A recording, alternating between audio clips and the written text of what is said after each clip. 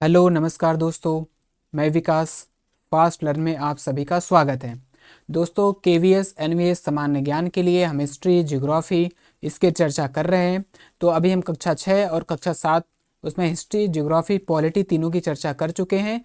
आज हम जो कक्षा 8 में शासन और लोकतंत्र यानी पॉलिटी की चर्चा करने वाले हैं, इसकी हिस्ट्री और ज्योग्राफी की क्लास हो चुकी है दोस्तों।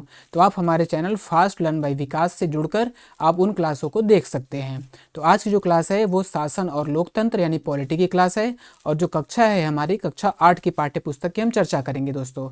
तो शुरू करते हैं हम अपने क्लास को। ये है जो पुस्तक है हमारा सामाजिक एवं राजनीतिक जीवन, जो कक्षा 8 की पाठ्य पुस्तक है दोस्तों। यहाँ पर हमारा विषय सूची शामिल किया गया है और यहाँ इकाई 1 की शुरुआत होती है और यहाँ से शुरू होता है हमारा पहला प्रश्न। कांग्रेस द्वारा सर्वप्रथम डैश यानी कब में संविधान सभा की गठन की मांग को अपने अधिकृत मांग में शामिल किया गया। यानी कांग्रेस द्वारा कब संविधान सभा की मांग को अपने औपचारिक पत्र यानी अधिकृत रूप से उन्होंने कब अपने मांग में इसको शामिल किया था। कांग्रेस ने कब इसको, जैसे मौखिक रूप से होता है लेकिन आधिकारिक रूप से कांग्रेस ने इसे कब शामिल किया गया यानी कब इसकी मांग की, तो वो किया था 1934 में। 1934 में भारतीय राष्ट्रीय कांग्रेस ने संविधान सभा के गठन की मांग को पहली बार, कब दोस्तों, पहली बार अपनी अधिकृत नीति में शामिल किया था। तो उत्तर हमारा यहाँ पर 1934 हो जाएगा। फिर क्या है दोस्तों, संविधान सभा का गठन हमने पढ़ा है पिछले क्लास में। जो संविधान सभा का गठन कब किया गया है, दिसंबर 1946 में संविधान सभा का गठन किया गया था। एक समुदाय का दूसरे समुदाय पर वर्चस्व स्थापित करना क्या कहलाता है। यानी जो उच्च वर्ग है, यानी जो उच्च वर्ग का कोई समुदाय है, कोई निम्न वर्ग के समुदाय को दबाना चाहता है यानी उसे सताता है, किसी तरह से प्रताड़ित करता है, तो एक समुदाय का दूसरे समुदाय को जो प्रताड़ित करना क्या कहलाता है। यहाँ पर देखेंगे आप कि एक समुदाय द्वारा दूसरे समुदाय के ऊपर भी हो सकता है, यानी दबदबा, ये देखा दबदबा लिखा है, जिसे अंतर सामुदायिक यानी इंटर कम्युनिटी वर्चस्व भी कहा जाता है। तो हमने यहाँ पे यही प्रश्न लिया है कि एक समुदाय के द्वारा दूसरे समुदाय पर वर्चस्व स्थापित करना क्या कहलाता है, तो ये कहलाता है अंतर सामुदायिक वर्चस्व। तो जो उत्तर है हमारा यहाँ पर पहला है, अंतर सामुदायिक वर्चस्व, जिसे इंटर कम्युनिटी वर्चस्व भी कहते हैं। और यहाँ पर ऐसा भी हो सकता है कि एक ही समुदाय में जो ज़्यादा पावरफुल लोग हैं वो जो कम पावरफुल हैं उनको दबाते हैं। तो एक ही समुदाय में जब ये घटना होती है तो उसे हम कहते हैं अंतर सामुदायिक, तब हम उसे दोस्तों अंतर सामुदायिक कहते हैं, या फिर उसे इंट्रा कम्युनिटी वर्चस्व भी कहते हैं। बाबा साहेब अम्बेडकर, जिन्हें भारतीय संविधान का जनक कहा जाता है, तो भारतीय संविधान का जनक किसे कहा जाता है, वो हैं डॉक्टर बाबा साहेब भीमराव अंबेडकर जी को भारतीय संविधान के जनक कहा जाता है। किसी देश में एक मिनट दोस्तों, हाँ हम थोड़ा यहाँ से कलर ले लेते हैं। किसी देश में एक से ज़्यादा स्तर की सरकारों का होना क्या कहलाता है। Presidential system, parliamentary system, federalism होगा यहाँ पे, फेडरलिज्म या फिर मोनार्की। तो यहाँ पर हम संघवाद की बात कर रहे हैं। जो फेडरलिज्म है इसे फेडरलिज्म या संघवाद, ये इंग्लिश वर्ड फेडरलिज्म है और हिंदी में इसे संघवाद कहा जाता है। ये क्या होता है संघवाद, तो इसका मतलब है देश में एक से अधिक ज़्यादा स्तर की सरकारों का होना, यानी एक से अधिक ज़्यादा स्तर की जो सरकार होती हैं इन्हें संघवाद या फेडरलिज्म के नाम से जाना जाता है। तो उत्तर हमारे यहाँ पर फेडरलिज्म हो जाएगा, या फिर यहाँ पर संघवाद भी आ सकता है। तो किसी देश में एक से ज़्यादा स्तर की सरकारों का होना क्या कहलाता है, संघवाद कहलाता है। यहाँ पर संविधान से संबंधित कुछ बातें हैं। यहाँ पर ए के अय्यर ने, यानी सार्वभौमिक मताधिकार यानी वयस्क सार्वभौमिक मताधिकार के संबंध में ए के अय्यर ने क्या कहा था। ए के अय्यर ने कहा था कि आम आदमी और लोकतांत्रिक शासन की सफलता में गहरी आस्था का द्योतक और इस विश्वास पर आधारित है कि वयस्क मताधिकार के जरिए लोकतांत्रिक सरकार की स्थापना ज्ञानोदय लाएगी। यह आम आदमी के कुशलक्षेम जीवन स्तर, सुविधा और बेहतर जीवन स्थिति को प्रोत्साहन देगी। ठीक है दोस्तों, ये किसने कहा था, ये ए के अय्यर ने कहा था। और किसके संबंध में, जब संविधान सभा द्वारा सार्वभौमिक वयस्क मताधिकार को स्वीकृति दी गई थी। यहाँ पर हमारा स्लाइड में है क्या दोस्तों कि राज्य, यहाँ पर राज्य के बारे में चर्चा की गई है। राज्य कौन होता है, राज्य क्या होता है, तो राज्य एक ऐसी राजनीतिक संस्था होती है जो निश्चित भूभाग में रहने वाले संप्रभु लोगों का प्रतिनिधित्व करती है। तो प्रश्न हमारा क्या बना है, प्रश्न हम यहाँ पर लिए हैं कि एक निश्चित भूभाग एक निश्चित भूभाग में रहने वाले संप्रभु लोगों का प्रतिनिधित्व करने वाली संस्था क्या कहलाती है? यानी निश्चित भूभाग है और वहाँ के जो लोग हैं संप्रभु हैं। संप्रभु का मतलब जिससे स्वतंत्रता से बात आती है, तो निश्चित भूभाग में संप्रभु जो लोग हैं वहाँ उनकी जो नेतृत्व करता है, उनका प्रतिनिधित्व किसके द्वारा, किस राजनीतिक संस्था के द्वारा की जाती है, तो हम उसे राज्य कहते हैं। भारतीय संविधान के किस भाग को अंतरात्मा की संज्ञा दी गई है? यानी भारतीय संविधान के किस भाग को अंतरात्मा की संज्ञा दी गई है? तो मौलिक अधिकार। आप देखेंगे यहाँ पर मौलिक अधिकार वाला खंड भारतीय संविधान की अंतरात्मा भी कहलाता है। तो कौन है दोस्तों? यहाँ पर मौलिक अधिकार भारतीय संविधान की अंतरात्मा कहलाता है। संविधान सभा की अंतिम बैठक कब हुई थी? संविधान सभा की जो पहली बैठक हुई थी वो तो 9 दिसंबर को हुई थी। 9 दिसंबर 1946 को हुई थी, ठीक है, जिसमें सच्चिदानंद सिन्हा को अनौपचारिक रूप से उनका हेड बनाया गया था। 11 दिसंबर को डॉक्टर राजेंद्र प्रसाद को इसका हेड बनाया गया था दोस्तों। और अंतिम, यहाँ पर प्रश्न में क्या है, अंतिम सभा की बात कर रहा है, तो 24 जनवरी 1950 को संविधान सभा की अंतिम बैठक हुई थी, जहाँ पर यहाँ पर टाइपिंग मिरर है 24 जनवरी, एक हम बना देते हैं 24 जनवरी 1950 को, तो यहाँ पर दोस्तों हम 24 बना देते हैं। 24 जनवरी 1950 को इसकी अंतिम बैठक हुई और 26 जनवरी 1950 को संविधान को पूरी तरह से लागू कर दिया गया था। धर्मनिरपेक्षता की शपथ यहाँ पर कुछ बातें और की गई हैं। भारतीय संसद देश की सर्वोच्च कानून निर्मात्री संस्था है। तो भारत में जो कानून निर्मात्री संस्था है, जो सबसे सर्वोच्च है, वो कौन है दोस्तों? संसद है। यानी संसद ही कानून का निर्माण करती है। और इसमें हमारे 2 सदन है, एक है राज्यसभा, एक लोकसभा। ये तो सामान्य बात है, आप जानते भी हैं। राज्यसभा में जो सदस्यों की संख्या है 245 है और इसके जो अध्यक्ष होते हैं, सभापति होते हैं, कौन होते हैं? उपराष्ट्रपति होते हैं। और लोकसभा में जो सदस्य की संख्या है वो 545 है और इसका जो अध्यक्ष होते हैं वो लोकसभा अध्यक्ष होते हैं, जिन्हें स्पीकर भी कहा जाता है। लोकसभा अध्यक्ष को हम स्पीकर भी कहते हैं। भारत में देश की सर्वोच्च कानून निर्मात्री संस्था कौन है दोस्तों? तो वो कौन है? हम लोगों ने देखा है कि वो है संसद। राज्यसभा की अध्यक्षता किसके द्वारा की जाती है? तो राज्यसभा के द्वारा जो अध्यक्षता की जाती है वो उपराष्ट्रपति के द्वारा की जाती है, क्योंकि जो उपराष्ट्रपति हैं वो राज्यसभा के पदेन सभापति के रूप में इनको संविधान में स्थान प्राप्त है। राष्ट्रीय सरकार का चुनाव यहाँ पर हम देखेंगे। भारतीय संसद में राष्ट्रपति और दोनों सदन होते हैं, यानी जो भारतीय संसद का निर्माण होता है वो किसके द्वारा होता है? अगर हम बोलते हैं कि संसद, तो संसद किस तरह से पूरी तरह से बनता है? तो संसद में कौन होता है? राज्यसभा होता है, लोकसभा होता है और भारत के राष्ट्रपति भी होते हैं। इन तीनों लोग से मिलकर हमारा संसद क्या होता है? तैयार होता है। इन में से किसी एक के बिना हमारा संसद क्या होता है? अधूरा होता है दोस्तों। फिर आगे हमारा यहाँ प्रश्न है, जैसे अभी हम लोगों ने पढ़ा है कि लोकसभा में सीटों की संख्या कितनी है? 545 है, लेकिन उसमें जो 2 सीट है वो मनोनीत किया जाता है, जो 2 एंग्लो इंडियन था। 2 एंग्लो इंडियन मनोनीत किए जाते हैं, लेकिन अब ये एंग्लो इंडियन को भी 104वें जो संविधान संशोधन हुआ था, एंग्लो इंडियन का जो सिस्टम है वो समाप्त कर दिया गया। तो सीटों की संख्या फिलहाल कितनी है? 543 है। फिर यहाँ पर प्रश्न क्या है दोस्तों, ये किसी भी पार्टी को अगर संसद में बहुमत यानी कि सरकार बनानी है तो उसे कितनी सीटें चाहिए? तो उसे 272 सीटों की यानी 272 सदस्य की आवश्यकता होती है। भारतीय संसद में शामिल होते हैं, हमने प्रश्न यहाँ लिया है, भारतीय संसद में कौन कौन शामिल होता है? हमने देखा भारतीय संसद में राज्यसभा, लोकसभा, राष्ट्रपति, ये सभी शामिल होते हैं। ठीक है दोस्तों। फिर क्या है, किसी भी दल को लोकसभा में यानी सरकार का गठन करने के लिए, बहुमत हासिल करने के लिए कितने लोगों की सहमति होती है या फिर कितने सदस्य की जरूरत होती है? तो 272 सदस्य की यहाँ पर आवश्यकता होती है किसी भी सरकार को बहुमत हासिल करने के लिए। और बहुमत हासिल करने के बाद जब सरकार का गठन हो जाता है तो लोकसभा में जो सत्ताधारी दल के नेता होते हैं वो कौन होते हैं? प्रधानमंत्री होते हैं। यानी लोकसभा में सत्ताधारी दल का जो मुखिया होता है वो प्रधानमंत्री होते हैं। राज्यसभा में राष्ट्रपति के द्वारा कितने सदस्यों को मनोनीत किया जाता है? अभी हम लोगों ने ऊपर देखा है कि राज्यसभा में कितने 245 सदस्य होते हैं, जिसमें से 233 जो सदस्य होते हैं इनका निर्वाचन यानी इनका चुनाव किया जाता है और जो 12 सदस्य हैं वो राष्ट्रपति द्वारा मनोनीत किए जाते हैं। तो यहाँ पर उत्तर 12 हो जाएगा। डैश के जरिए संसद कार्यपालिका को नियंत्रित करती है, यानी जो कार्यपालिका है कार्यपालिका को नियंत्रण का डैश के जरिए, किसके जरिए, जो कार्यपालिका है संसद को नियंत्रित करती है दोस्तों, यानी संसद में जो काम चलता है उसको कार्यपालिका कैसे नियंत्रित करती है। न्यायपालिका के द्वारा, राष्ट्रपति के द्वारा, प्रश्नकाल के द्वारा या फिर मंत्री के द्वारा। तो यहाँ पर आप सीधी लाइन देखेंगे कि जब संसद का सत्र चल रहा होता है तो उसमें सबसे पहले प्रश्नकाल होता है। ठीक है दोस्तों, प्रश्नकाल एक महत्वपूर्ण व्यवस्था है। इस माध्यम से सांसद, यहाँ पर हमने क्या पढ़ा, अच्छा संसद नहीं दोस्तों, यहाँ पे सांसद रहना चाहिए।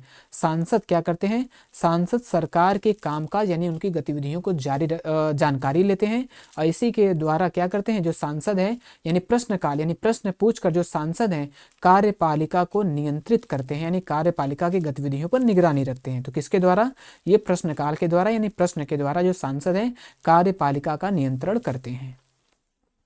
जो स्वतंत्र भारत के बाद जो लोकसभा के पहले चुनाव कराए गए थे दोस्तों, वो कराए गए थे 1951-52 में। तो जो पहली लोकसभा का जो समय है वो 1951-52 है। इसमें मतदान नहीं हमें ध्यान रखना है, लेकिन हमको वर्ष याद रखना है कि जो पहला लोकसभा चुनाव हुआ वो 1951-52 में कराया गया था। फिर यहाँ पर क्या है दोस्तों, फिर आगे चलते हैं हम। यहाँ पर 10 हाँ सर, कुछ रोलेट एक्ट के बारे में यहाँ पर जानकारी दी गई है। तो रोलेट एक्ट कब पारित किया गया था, 10 मार्च 1919 को रोलेट एक्ट पारित किया गया था। ठीक है दोस्तों, और 13 अप्रैल को वहाँ पर जलियांवाला बाग जो हत्याकांड हुआ था ये हुआ था। किस लिए हुआ था, क्योंकि वहाँ पर जो डॉक्टर सैफुद्दीन किचलू थे और सत्यपाल मलिक, सॉरी दोस्तों, डॉक्टर सत्यपाल यानी सत्यपाल और सैफुद्दीन किचलू को 10 अप्रैल को गिरफ्तार कर लिया गया। इसी वजह से वहाँ जो गुस्साए लोग थे, लोग एकत्रित होते हैं और 13 अप्रैल को क्या होती है, जलियांवाला बाग हत्याकांड हो जाता है। लेकिन यहाँ पे जो हमारा इंपॉर्टेंट प्रश्न है कि ये लागू कब किया गया है, तो 10 मार्च 1919 को लागू किया गया था। हमने यहाँ इसको प्रश्न में भी शामिल किया है। तो रोलेट एक्ट लागू किया गया था, तो वो लागू किया गया है 10 मार्च 1919 को लागू किया गया था। अंग्रेजी शासन के द्वारा राजद्रोह एक्ट किस वर्ष पारित किया गया। ठीक है दोस्तों, राजद्रोह एक्ट अंग्रेजी शासन के द्वारा किस वर्ष पारित किया गया था। तो आप देखेंगे यहाँ पर कि 1857 का राजद्रोह एक्ट अंग्रेजी शासन के मनमानेपन का मिसाल था। तो राजद्रोह एक्ट कब लागू किया गया, पारित किया गया सरकार द्वारा, ब्रिटिश 1870 में ये पारित किया गया था। 2005, यहाँ पर कुछ कानून के बारे में बात है दोस्तों। 2005 के हिंदू उत्तराधिकार संशोधन कानून के बारे में आपने पढ़ा होगा कि है। तो हिंदू उत्तराधिकार संशोधन कानून कब आया था, ये आया था 2005 में। पीडीएफ दोस्तों इसका आपका हमारे Telegram channel fast learn by Vikas पे इसका पीडीएफ आपको प्रोवाइड करा दिया जाएगा दोस्तों। अगर आपको पीडीएफ चाहिए तो हमारे Telegram channel fast learn by Vikas से जुड़ सकते हैं, वहाँ पर आपको पीडीएफ मिल जाएगा। यहाँ पर है घरेलू हिंसा कानून 2005 में महिलाओं की सुरक्षा की परिभाषा ने, अच्छा घरेलू हिंसा कानून कब का है दोस्तों, 2005 का है। घरेलू हिंसा कानून 2005 का है। भारत सरकार के द्वारा घरेलू हिंसा कानून कब पारित किया गया था, तो ये पारित किया गया था 2005 में। फिर यहाँ पर है 2005 में पारित किया गया।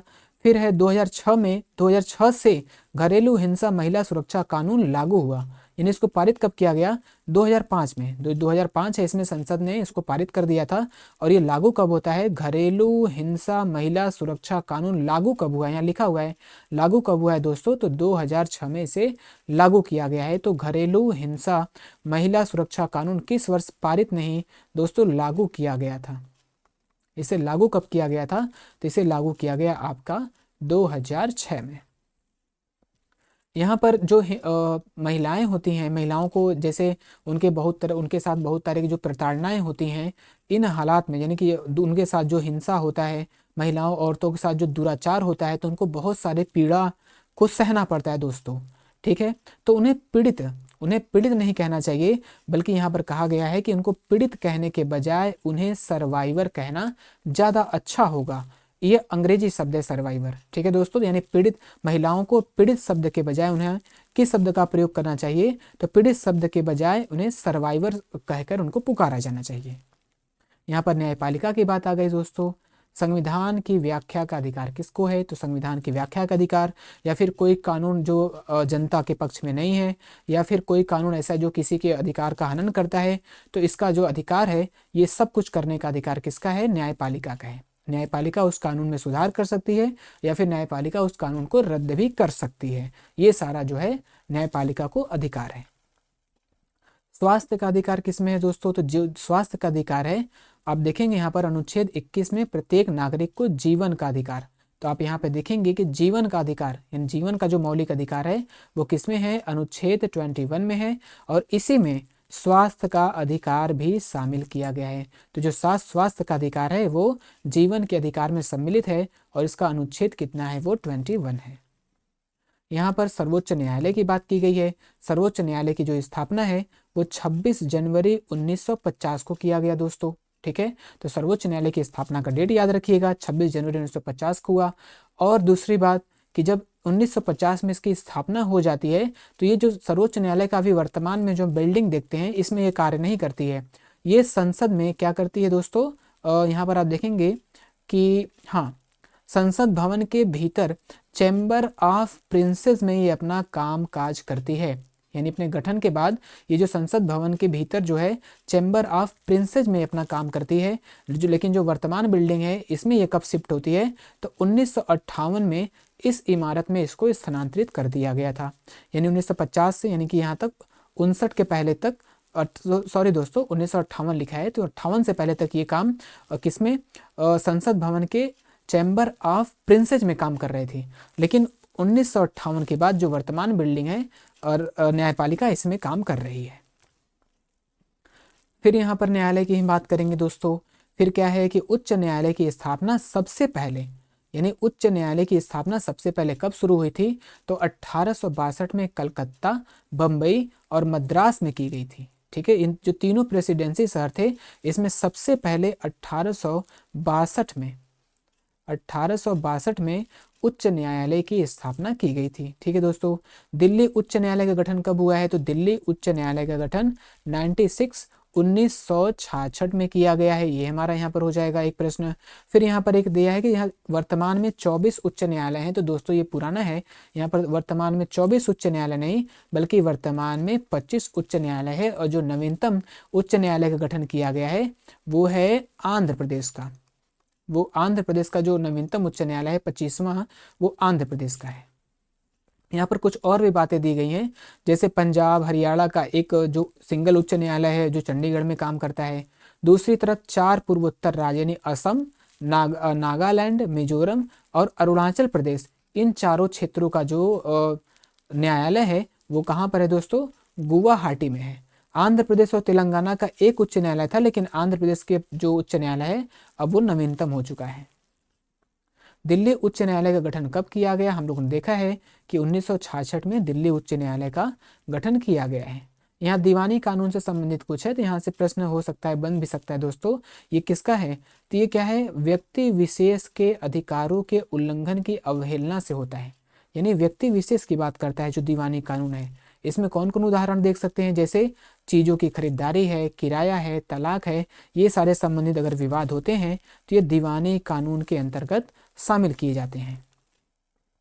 भारतीय न्यायिक व्यवस्था में PIL यानी कि जो हम जिसको क्या कहते हैं, जिसको हम जनहित याचिका कहते हैं, यानी PIL। ठीक है दोस्तों, ये इसकी शुरुआत किनके प्रयासों के द्वारा किया गया था? तो जो PIL है वो 1980 के दशक में, सबसे पहले तो ये कब आया है? तो ये 1980 के दशक में भारतीय न्यायिक व्यवस्था में PIL को शामिल किया गया है। इसके बाद न्यायमूर्ति PN भगवती और न्यायमूर्ति VR कृष्ण अय्यर, इन दोनों लोगों के सहयोग से भारतीय न्यायपालिका में क्या किया गया है? अब PIL की शुरुआत की गई है। तो यहाँ पर उत्तर दोनों हो जाएगा, लेकिन ज़्यादातर कभी कभी प्रश्न में केवल PN भगवती का भी नाम आता है, तो दोनों भी नाम आ सकता है, या फिर मुख्य रूप से इसमें PN भगवती का भी नाम आता है दोस्तों।